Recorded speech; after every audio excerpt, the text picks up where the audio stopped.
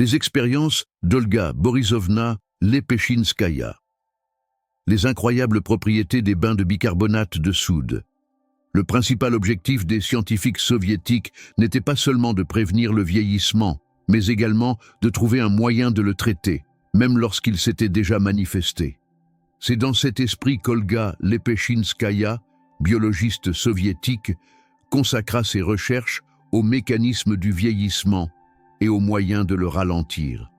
À l'approche de ses 80 ans, elle commença à s'intéresser sérieusement à la manière de freiner l'apparition des signes de l'âge. Convaincue que la vieillesse n'était pas une fatalité, elle se lança dans des expériences audacieuses pour prouver que l'on pouvait non seulement ralentir, mais aussi inverser certains effets du vieillissement. En 1953, lors d'une conférence publique consacrée aux questions de longévité, de vieillissement et de la vie humaine, Olga Borisovna présenta ses découvertes et ses hypothèses. Durant son intervention, elle exposa une idée qui allait surprendre bon nombre de ses collègues. Selon elle, les bains au bicarbonate de soude pouvaient avoir des effets bénéfiques sur le corps humain et contribuer à retarder l'apparition de la vieillesse. Elle affirma que cette méthode influençait positivement les fonctions de l'organisme, en favorisant l'élimination des toxines et en stimulant la régénération cellulaire. Encore aujourd'hui, certains médecins et chercheurs évoquent parfois cette approche dans leurs travaux sur la santé et la longévité. Mais Lepechinskaya ne se contenta pas de théories. Elle décida de participer elle-même à ces expériences, convaincue de leur potentiel. À ses côtés, un autre volontaire s'engagea dans cette démarche, Ivan Neumivakin, un médecin, professeur et inventeur de renom. Ensemble, ils cherchèrent à démontrer que le corps humain était conçu pour une existence bien plus longue que ce que nous croyons. D'après les convictions d'Olga Lepechinskaya, notre durée de vie naturelle pourrait atteindre au moins 175 ans, à condition de vivre selon certaines règles biologiques et de maintenir un équilibre optimal dans l'organisme. Pour appuyer ses propos, elle cita plusieurs exemples de personnes ayant atteint un âge extrêmement avancé.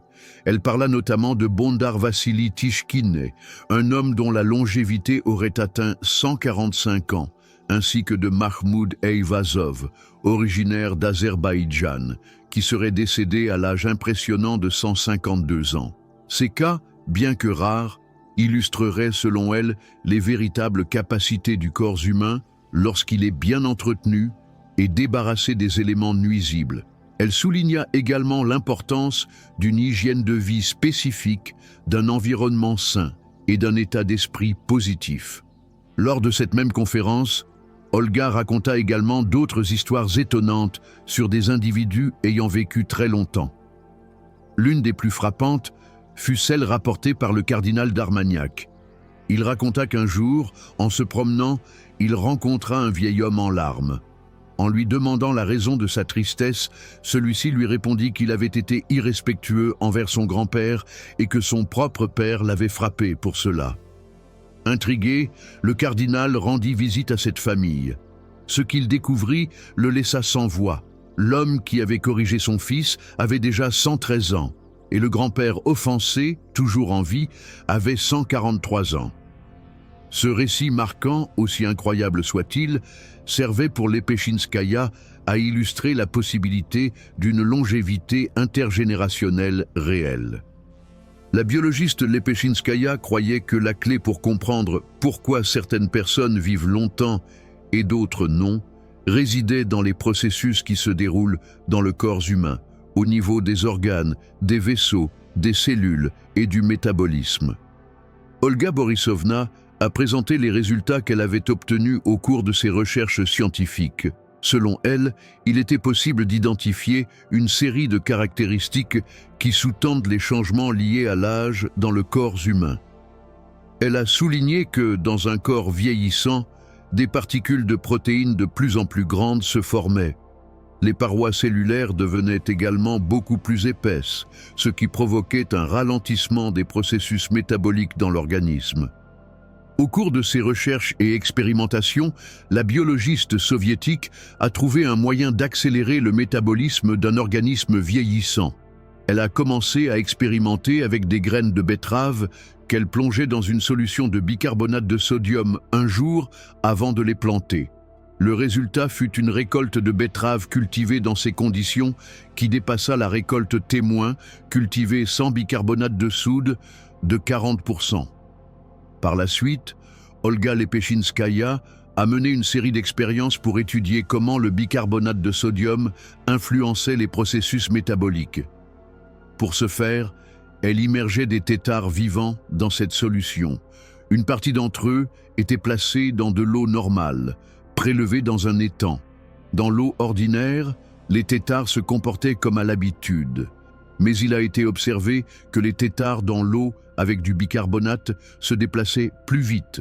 De plus, les scientifiques ont constaté que les têtards exposés au bicarbonate de sodium développaient leurs pattes arrière un jour plus tôt que ceux de l'eau normale. Olga Lepechinskaya a expliqué les résultats de ces expériences.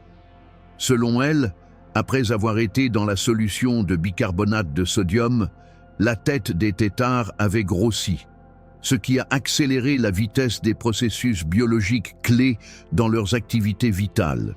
Ainsi, les sujets d'essai ont commencé à croître beaucoup plus rapidement. Une expérience similaire a été réalisée avec des œufs de poule destinés à éclore en poussins. Chaque jour, elle perçait une petite ouverture dans la coquille et ajoutait 2 gouttes de solution de bicarbonate au contenu de l'œuf. Les poussins issus de ces œufs ont éclos 1 à 2 jours plus tôt que ceux issus des œufs normaux. Cependant, les poussins expérimentaux étaient au départ plus lents et paresseux, mais à mesure qu'ils grandissaient, ils ont rattrapé les poussins normaux en taille et même les ont surpassés. Ces expériences ont été réalisées pendant l'hiver. Les scientifiques ont constaté que tous les poussins normaux sont finalement morts de maladie, tandis que ceux ayant reçu la solution de bicarbonate de soude ont survécu. Olga Lepechinskaya comprenait que, bien que ces expériences aient produit des résultats intéressants, elles n'étaient pas suffisantes pour expliquer pleinement l'impact du bicarbonate de sodium sur les processus du corps humain. C'est pourquoi elle décida de réaliser l'expérience sur elle-même. À ce moment-là, elle avait déjà 80 ans. Elle ajoutait 50 grammes de bicarbonate de sodium dans son bain, dont la température était de 35 degrés Celsius. Lepechinskaya prenait ses bains pendant 15 minutes, 2 fois par semaine. L'expérience avec les bains de bicarbonate de soude dura 6 semaines.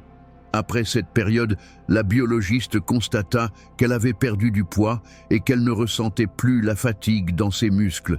Elle se sentait également mieux dans l'ensemble. Après cela, certains de ses collègues commencèrent également à prendre des bains de soude. Avec le temps, ils obtenaient des résultats similaires. Ils se sentaient mieux et avaient perdu du poids.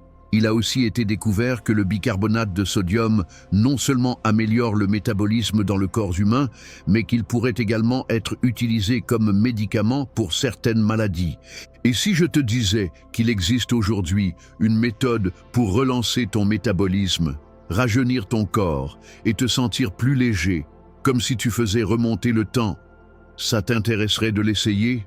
De plus en plus de personnes découvrent les effets surprenants du régime cétogène. Plus d'énergie, rajeunissement, moins d'inflammation, perte de graisse persistante et clarté mentale.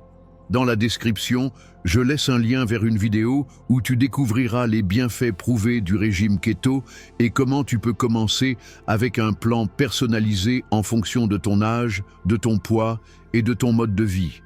Ne laisse pas ton corps t'obliger à changer. Fais-le aujourd'hui. Nos recherches sur l'impact des bains de bicarbonate de sodium sur le corps des personnes âgées ne sont pas encore terminées. Ils doivent être correctement examinés dans un cadre clinique par des physiologistes et d'autres professionnels de la santé, a conclu la biologiste Lepechinskaya. D'ailleurs, elle-même a pu vivre jusqu'à 92 ans et est morte de pneumonie. Comment le paysan des Carpates a vécu 104 ans. Entrée du journal du sage âgé. Andreï Voron était un paysan ordinaire, vivant dans les Carpates, et, jusqu'à la fin de sa vie, il est resté actif. Il réparait, faisait de l'artisanat, etc. Le vieil homme tenait un journal dans lequel il ne décrivait pas seulement ses journées, mais faisait aussi des observations sur le monde. Les manuscrits ont été découverts par Miroslav Dočińsek, qui les a soigneusement étudiés et a décrit les moments les plus intéressants dans son livre sur le vieil homme, intitulé « De nombreuses années utiles ». Les principes d'Andreï Voron pour une vie longue et heureuse. Peut-être que quelqu'un voudra lire et en apprendre davantage sur cet homme étonnant et son mode de vie. On peut savoir comment l'Ancien se nourrissait dans le livre. D'abord, concernant l'eau. L'Ancien recommandait de la boire constamment, sans attendre d'avoir soif.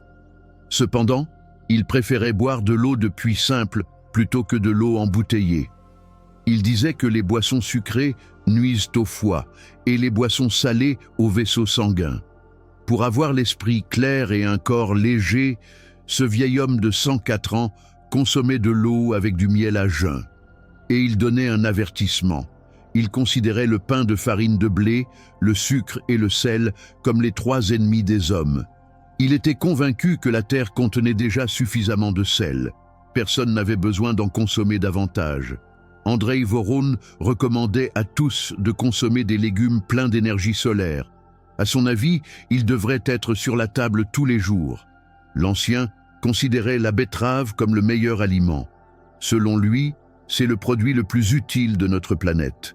Puis, il énumère les baies, la salade, les haricots, les carottes, les tomates, la courge, les pommes, les prunes, les raisins, le poivron et les épinards. Et aussi, tout ce qui est cultivé dans le jardin. Andreï Voron aimait travailler dans son jardin et y cultiver de nombreuses plantes différentes. Prendre soin de chacune de ces plantes les rend 2 fois plus nutritives que celles achetées. Je les traite comme des enfants et elles le ressentent. Elles sont capables d'anticiper ce dont nous avons besoin et de nous le donner.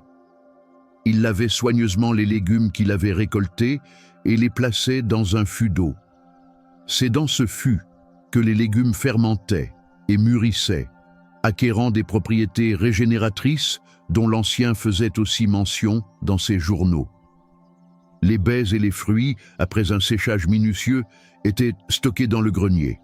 L'Ancien proposait de limiter la consommation de viande et de s'abstenir complètement du porc, sauf la graisse. On peut manger de la viande, mais rarement. Le porc doit être complètement exclu, car il a été la cause de sa mort prématurée. Toutefois, une fine tranche de bacon serait bénéfique. Cependant, il ne recommande pas de manger du bacon fumé. C'est comme mâcher de la résine.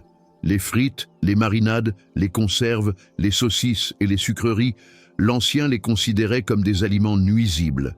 À la place, Andreï Voron mangeait des céréales, des légumes et des légumineuses. Plutôt que de la viande, l'Ancien préférait le poisson qu'il mangeait avec du pain dur et des légumes. L'eau, l'essence du poisson, a un effet purificateur et régénérateur. Jésus portait un signe de poisson.